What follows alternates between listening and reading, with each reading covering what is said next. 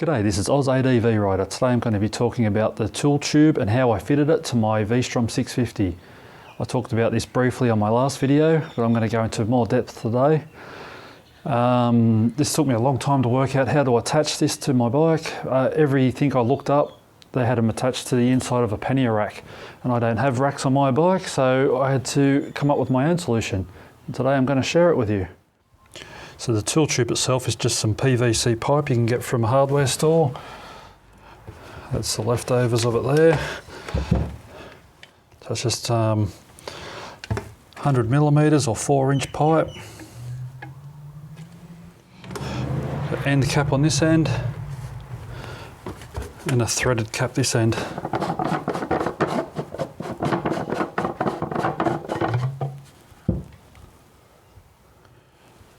Just all glued together with some PVC cement, sorry. And I just painted it all black with some of this stuff here that's paint and primer all in one. It's actually held up quite well. Those scratches there from when I dropped the bike on a rocky hill and we had to drag the bike around to get it facing the right way again. The tyres were pointing uphill and the tank was pointing downhill. We had to drag it around in the rocks and pick it up. So it's been on the bike for over a year and it's lasted pretty well. I put cable ties on it, I wasn't sure how these brackets were going to go. I was a bit worried because I bent them that I'd weaken them and they might crack. These are your standard PVC pipe brackets. I've just bent them into that shape. The clamp's normally pointing straight up in the middle. I've just bent them over so I could get that fairly straight.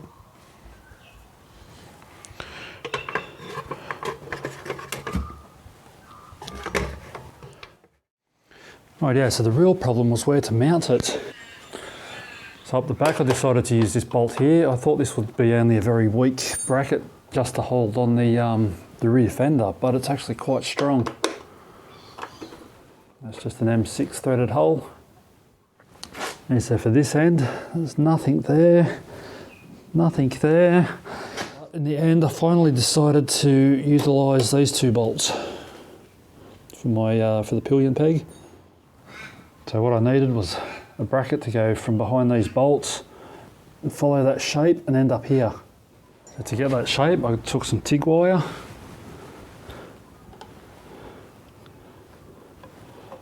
and then bent it into the shape I wanted.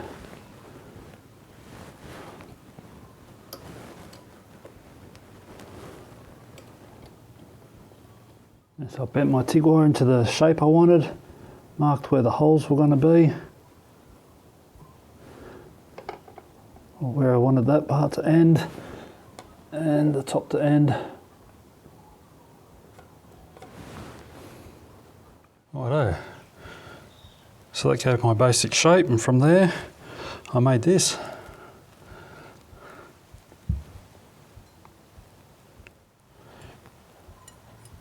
So you might be able to see there where I marked where the holes are, the end of the rod is, and then where the top hole is. So this is a piece of solid round bar, 12mm diameter. I cut it a lot longer than what I needed, and then just held it in the vise, put a piece of pipe over it and bent it around, and then use this as a gauge. Then I had to put the next part in the vise and bend it. And then I made up the bits of flat bar. So that's about 5mm thick, 25mm wide or 1 inch, around 4.5 or I'll say about 120mm long. I drilled two 8.5mm holes, 80mm apart. And same material this end, but I've got a M8 threaded hole. You can see I cut into the round bar so it would sit in there and I could get a lot of weld around it. Same up this end. This end I actually cut a slot in it, slotted the flat bar in it, welded both sides. So to mount the bracket, I just remove my pillion peg bracket.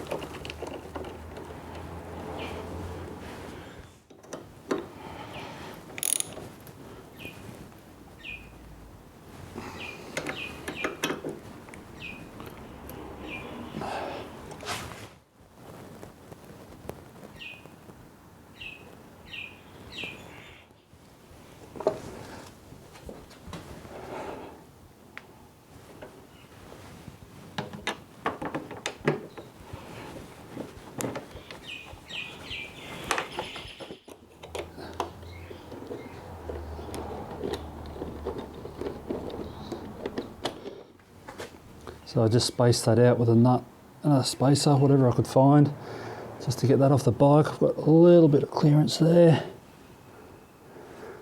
So these cable ties are just on there for a precaution, just in case the brackets do break. It's these brackets here I'm worried about the most, but they've held up pretty well.